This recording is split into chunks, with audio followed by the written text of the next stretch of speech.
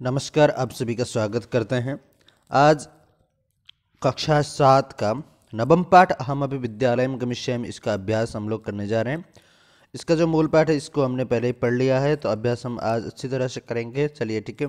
तो यह वास्तव में अपने जो बालिकाएं होती हैं उनके मौलिक अधिकारों को संरक्षित करने के लिए प्रेरित पाठ है कि जो भी बालक हैं उनका बाल अधिकार हनन कभी भी नहीं होना चाहिए, और उनको जिस प्रकार सरकार द्वारा फ्री में है ना शिक्षा तथा अन्य विद्यालय में आवश्यक गणवेश और जूते चप्पल है ना, अथवा पुस्तक और भोजन तक जब प्राप्त होता है तो हमें अवश्य ही बच्चों को अध्ययन के लिए प्रेरित करना चाहिए और उनको पढ़ाना भी चाहिए। और यह उनका मौलिक अधिकार है, उनका कभी भी हनन नहीं होना चाहिए। और जो बालक हैं उनका शोषण, बाल शोषण, जो कि बालक वर्ग को, जो वयस्क जब तक नहीं होता है तब तक उनको काम में नहीं लगाना चाहिए। यह हमें इस पाठ से सीख मिलती है। चलिए अभ्यास करते हैं हम लोग। उच्चारणम कुरुता, इसमें देखिए आप लोग भी साथ में उच्चारण कीजिए। अग्रिम दिने षड्वादने अष्टवर्षदेशीया अनुगृह्णातु भवत्सदृशानां गृहसञ्चालनाय व्यवस्थायै महार्घताकाले अद्यैवास्याः करतलवादसहितम्। ठीक है। अब दूसरा प्रश्न है, एक पदेन उत्तराणि लिखता। आपको एक पद में उत्तर देना है। गिरिजायाः गृह सेविकायाः नाम किमासीत्। गिरिजा की जो गृह सेविका, घर की सेविका थी, उसका नाम क्या था? दर्शना, है ना। दर्शना अपनी बेटी को लेकर आती है। दर्शनायाः पुत्री कति वर्षीया आसीत्। दर्शना की जो पुत्री थी, बेटी, वो कितने साल की थी? तो अष्टवर्षदेशीया। ठीक है। आपको एक पद में देना है। अगर संपूर्ण पद में देंगे पूर्ण वाक्य में, तो दर्शनायाः पुत्री अष्टवर्षदेशीयाः आसीत्, अथवा कति के जगह पर अष्ट रखिए, अष्टवर्षीया आसीत्। अद्यत्वे शिक्षास्माकं कीदृशः अधिकारः? मौलिकः। ठीक है, मौलिकः अधिकारः।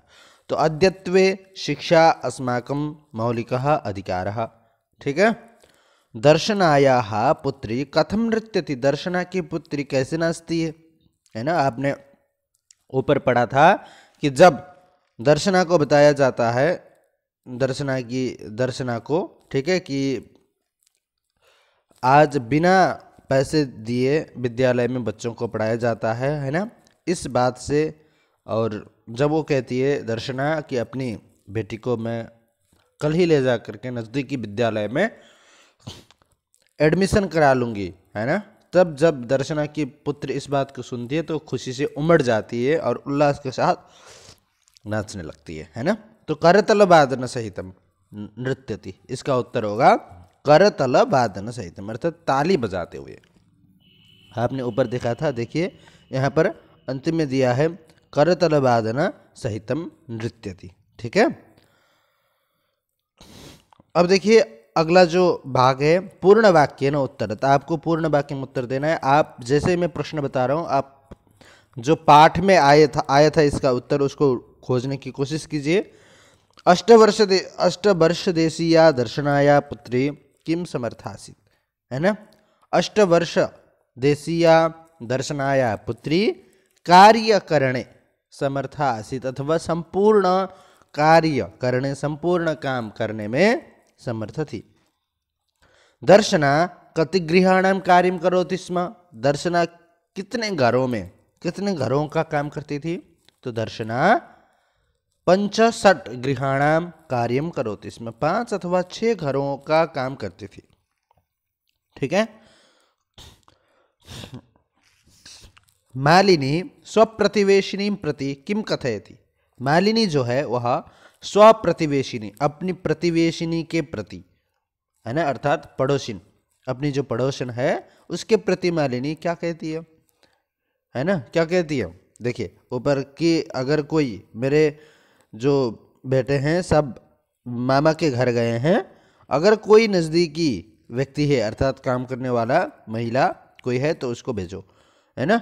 तो मम पुत्रः मातुलगृहं प्रति प्रस्थितः काचिद् अन्यां कामपि महिलां कार्यार्थं जानासि तर्हि प्रेषय। ठीक है, आप इसको लिखना है ना, इति वदति अथवा कथयति।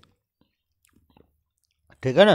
तो मालिनी स्वप्रतिवेशिनीं प्रति मम पुत्र मातुलगृहं प्रति प्रस्थिता, है ना, अन्यां कामपि महिलां कार्यार्थं जानासि तर्हि प्रेषय इति कथयति। अद्यत्वे छात्राः विद्यालये किं किं निःशुल्कं प्राप्नुवन्ति। तो अद्यत्वे छात्राः विद्यालये पुस्तकानि, है ना, स्यूतम अर्थात बैग, और गणवेशम अर्थात यूनिफॉर्म, और भोजनम, है ना, इत्यादि, अथवा पादत्राणम इत्यादिकानि निःशुल्कं प्राप्नुवन्ति, है ना। आपको ऊपर देख सकते हैं, यहीं पर अंतिम में दिया था कि अद्यत्वे निःशुल्कं गणवेशं पुस्तकानि पुस्तकस्यूतं पादत्राणं मध्याह्नभोजनं छात्रवृत्तिं च निःशुल्कं प्राप्नुवन्ति। ठीक है। रेखांकित पदम आधृत्य प्रश्न निर्माणम करो। तो आपको रेखांकित जो पद दिए गए हैं नीचे, उनको देखकर प्रश्न निर्माण करना है। तो आपको प्रश्न निर्माण करना तो आता ही है, बहुत ही इजी है ना, आप बहुत अच्छी तरह से समझ चुके हैं इस बात को। मालिनी द्वारम उद्घाटयति। ठीक है, मालिनी जो है द्वार को उद्घाटित करती है। अब यहाँ पर प्रश्न क्या होगा, क्या कौन सा शब्द आएगा मालिनी की जगह। तो हमें सीधी सी बात, मालिनी शब्द स्त्रीलिंग का है, तो किम शब्द का स्त्रीलिंग का प्रयोग होगा। अब मालिनी जो है वो एक वचन है प्रथमा, तो किम शब्द का एक वचन प्रथमा, है ना। तो स्त्रीलिंग एक वचन प्रथमा, अर्थात का द्वारम उद्घाटित, कौन द्वार उद्घाटित करती है। ठीक है, तो यहां पर मालिनी के जगह पर क्या हो जाएगा, का हो जाएगा। ठीक है ना। अब देखिए अगला है शिक्षा सर्वेषां बालानां मौलिकः अधिकारः। तो शिक्षा संपूर्ण बालकों का मौलिक अधिकार है। तो यहाँ पर सर्वेषां बालानां की जगह पर अंडरलाइन किया गया है यह जो है पुल्लिंग षष्ठी बहुवचन का रूप है। तो किम शब्द पुल्लिंग षष्ठी बहुवचन में क्या बनता है, तो केसाम बनता है। तो केसाम मौलिकः अधिकारः। ठीक है। दर्शना आश्चर्येण मालिनीं पश्यति। दर्शना जो है आश्चर्य से मालिनी को देखती है। तो यहाँ पर मालिनी शब्द में अंडरलाइन किया है ना, रेखांकित शब्द है। तो मालिनी शब्द स्त्रीलिंग द्वितीय एक वचन का रूप है। तो किम शब्द का स्त्रीलिंग द्वितीय एक वचन में क्या हो जाएगा, काम। ठीक है, तो मालिनी काम, मालिनी दर्शना आश्चर्येण काम पश्यति। तो दर्शना तस्याः पुत्री च मिलित्वा परिवारस्य भरणपोषणं कुरुतः स्म। दर्शना और उसकी पुत्री, है ना, मिलकर 8 वर्ष की जो पुत्री थी, दोनों मिलकर परिवार का भरण पोषण करते थे। ठीक है, तो यहाँ पर परिवार से यह जो शब्द है रेखांकित, यह पुल्लिंग षष्ठी एक वचन का रूप है। तो किम शब्द का पुल्लिंग षष्ठी एक वचन में क्या बनता है, कस्य। ठीक है। अब आपको संधि विच्छेद करना है। ग्रामम प्रति, ग्रामम प्रति, तो यहाँ पर आपको ग्रामम में जो म था उसको यहाँ पर बिंदी हुआ था, तो ग्रामम और प्रति आप अलग लिख देंगे, इसमें ज़्यादा परिवर्तन नहीं है। कार्यार्थम में क्या हो जाएगा, कार्य और अर्थम। ठीक है ना, तो कार्य और अर्थम दोनों में, कार्य में अंतिम में अ है और अर्थम में पहला अ है, समान वर्ण होने से दीर्घ संधि हुई और कार्यार्थम। करिष्यति ऐसा। ठीक है, तो करिष्यति ऐसा, इसमें कौन सी संधि है बताइए, इसमें यण संधि है, क्योंकि करिष्यति में अंतिम में ई है और ऐसा में जो पहला वर्ण है वो स्वर वर्ण है। अगर ई ऊ तथा री अंतिम में हो और अगला वर्ण अगर स्वर वर्ण है तो वहाँ पर यण संधि होती है। ठीक है, तो यहाँ पर यण संधि है और ऊपर क्या थी, दीर्घा। ठीक है, स्वोदर पूर्ति। अब स्व उदर पूर्ति, यहाँ पर स्व जो है इसमें अंतिम में आ है और उधर ऊ है। अगर अ से अगला वर्ण ई तथा ऊ हो तो वहां पर गुण संधि होता है ना, जैसे स्वोदर पूर्ति। यहाँ पर अगला वर्ण ऊ है उधर में, इसलिए यहाँ पर गुण संधि हुआ। अगर ई में भी अगर अगला शब्द ई रहेगा तब भी वहां पर गुण संधि होता है, जैसे उमेश। उमेश में क्या है, उमा प्लस ईसा होता है। तो ईसा में जो ई है वो क्या है, ई वर्ण है, अर्थात यानी ई रहेगा अगला वर्ण तो वहां पर ए आ जाएगा जैसे उमेश में, और अगर अगला वर्ण ऊ रहेगा तो वहां पर ओ बन जाएगा जैसे सोदर में। ठीक है, देखिए अब आपको समानार्थकानी जो पद हैं उनको मेलन करना है, बहुत ही सरल है। आश्चर्येण, आश्चर्येण का क्या होता है? विस्मयेन, है ना। आश्चर्येण पश्यति अथवा विस्मयेन पश्यति। उल्लासेन अर्थात प्रसन्नतया, देखिए सभी उल्लासेन भी तृतीया है और प्रसन्नतया भी तृतीया है ना। और आपको जब विशेष विशेषण अथवा समानार्थक शब्द बनते हैं तो एक ही विभक्ति एक वचन में होने चाहिए। परिवारस्य, कुटुंबस्य, है ना, परिवार और कुटुंब। अध्ययनस्य अर्थात पठनस्य, और कालः अर्थात समयः। ठीक है, विलोम पदों को आपको मिलाना है। क्रेतुम, दूरस्थम, स्वः, कथयति, ग्रामम विक्रेतुम, समीपस्थम, ह्यः, पृच्छति, नगरम। ठीक है, तो आप यहाँ पर देखिए क्रेतुम जो दिया है उसका होता है विक्रेतुम, और स्वः का होता है यह। स्वः मतलब आने वाला कल, यह मतलब बीता हुआ कल। ग्रामम, ग्रामम का नगरम हो जाएगा सबसे नीचे। समीपस्थम का सबसे ऊपर देखिए दूरस्थम। पृच्छति पूछना, है ना, और कथयति मतलब कहना। विलोम है विशेषण पदई सह विशेष्य पदानी योजयत। विशेषण जो पद हैं उनके साथ आपको विशेष्य पदों को मेलन करना है। ठीक है, तो देखिए सर्वेषाम बालक, सर्वेषाम बालकानाम, ठीक है, बालिकानाम नहीं होगा।